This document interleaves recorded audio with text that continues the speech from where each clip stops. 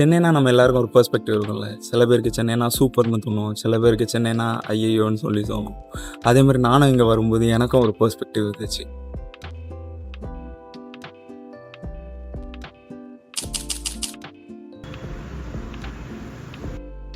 சில நேரம் சுட்டரிக்கிற மாதிரி இப்படி ஒரு வெயில் அடிக்கும்.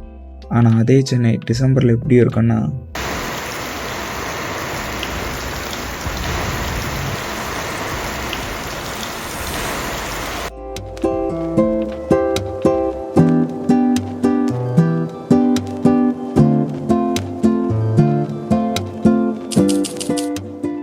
இங்கே சுற்றி பார்க்குறதே கிட்டத்தட்ட நிறைய ஸ்பாட் இருக்குது. நம்ம ஈஸியாக சைட்லாம் போனோன்னா கிட்டத்தட்ட ஒவ்வொரு லெஃப்ட்டுக்கும் நமக்கு ஒவ்வொரு பீச்சஸ் வந்துடும். இப்போ ஓஎம்ஆர் சைட் போனோன்னா நிறைய ஐடி இண்டஸ்ட்ரி இருக்கும், அப்புறம் நிறைய கஃபே, நிறைய ஹோட்டல்ஸ், அது இதுன்னு சொல்லிட்டு எக்கச்சக்கமாக இருக்கும், நிறைய மால்ஸ் இருக்கும்.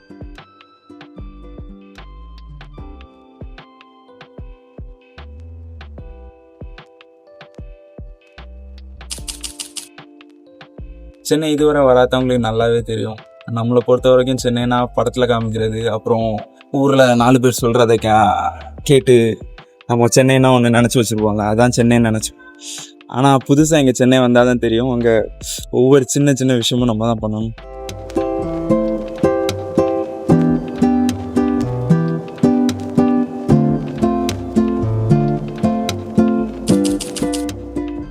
அப்புறம் சென்னையை பொறுத்த வரைக்கும் எனக்கு பிடிச்ச இன்னொரு விஷயம் என்னென்னா, இங்கே நம்ம எப்போ போனாலும் எங்கே போனாலும் கிட்டத்தட்ட சாப்பாடு இருக்கும். டீ தள்ளுவண்டி கடையில் 50 ரூபாய்க்கே சாப்பிட்லாம், பெரிய கடையில் 500 ரூபாய்க்கே சாப்பிடு. அது கிட்டத்தட்ட எந்த டைமிங்கில் வேணாலும் சாப்பிட்லாம்.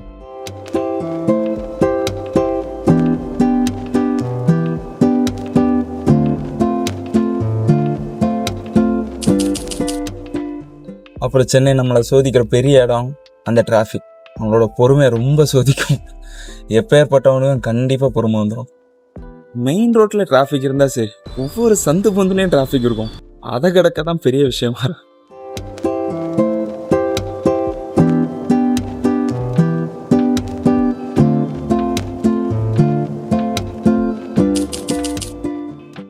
அப்புறம் இது ப்ளஸ்ஸாக மைனஸான்னு தெரில. இங்கே இன்னொரு பெரிய விஷயம் என்னென்னா, நம்ம இங்கே என்ன பண்ணாலும் கிட்டத்தட்ட யாருமே கண்டுக்க மாட்டாங்க. நம்ம அவங்கள டிஸ்டர்ப் பண்ணாத வரைக்கும் இங்கே யாரும் எது பண்ணுறதும் இங்கே தப்பு இல்லை.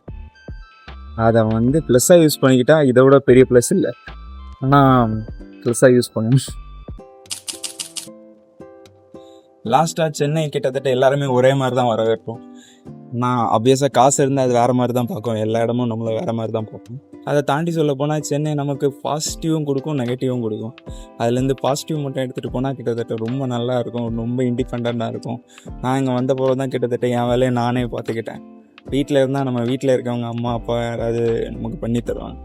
ஆனால் நம்ம வெளியில் வந்துக்கிட்டால் கிட்டத்தட்ட ஒவ்வொரு சின்ன சின்ன வேலையும் நம்ம தான் பார்த்துக்கணும், அது எல்லாமே மேனேஜ் பண்ண கற்றுக்கணும். அப்படி இப்படின்னு சொல்லிட்டு இங்கே தான் நிறைய கற்றுக்கிட்டு இருக்கேன்.